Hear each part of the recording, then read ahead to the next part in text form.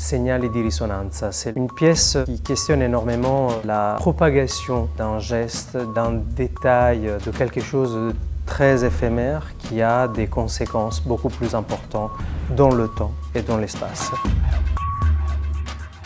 Pour cette création, je ne suis pas que danseur, je remets beaucoup de choses en question avec Ezio. Émotionnellement et physiquement, il faut être prêt et faire confiance aux autres, mais je fais confiance à mes collègues. Stiamo iniziando dall'improvvisazione, quindi abbiamo delle direzioni da parte di Ezio su dei task che si evolgono. Et après on travaille aussi des modules, donc on écrit à partir de ces improvisations-là. C'est trop bien parce que ça reste un jeu entre l'imaginaire de base qu'on a eu avec les improvisations et l'écriture qui est amenée aussi après. Et la matière, elle est assez importante et on vient d'en discuter d'ailleurs. C'est une matière qui doit résonner. Donc c'est une matière qui doit prendre le mouvement, montrer le corps et en même temps le suivre. Jamais le devancer, jamais le restreindre et toujours le suivre. Comment les mots et les gestes se complètent, comment on commence une phrase avec un mouvement chorégraphique et on le termine par un mot, par une question, par une phrase. Quel est le juste équilibre là-dedans, qu'est-ce qui marche pas. Et du coup, non, c'est une super rencontre artistique. Ce qui est trop bien, c'est que du coup, on est en quadrifrontal, on a des lumières tout autour de la scène, en tout cas aux 4 angles.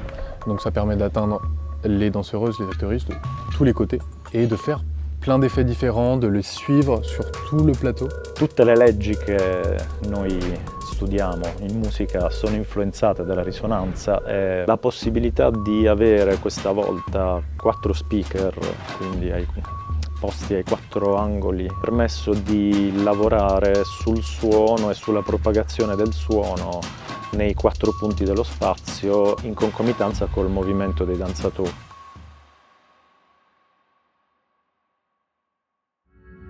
La résonance, c'est ce qu'il nous relie, ce qu'il nous transforme, ce qu'il nous met en mouvement.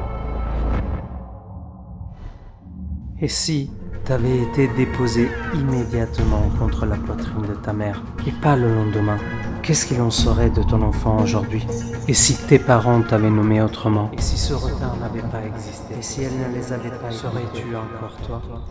J'ai essayé. Mais je savais que ce train serait parti sur moi. Mais j'ai essayé. Ah, c'est peut-être.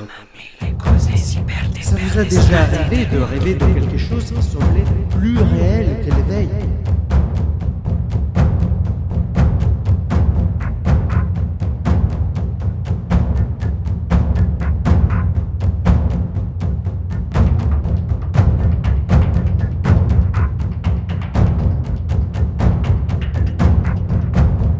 Le soleil de ce matin et la lune de ce soir, je ne suis déjà plus le même. Et si ma mère n'était pas morte, où seriez-vous maintenant ?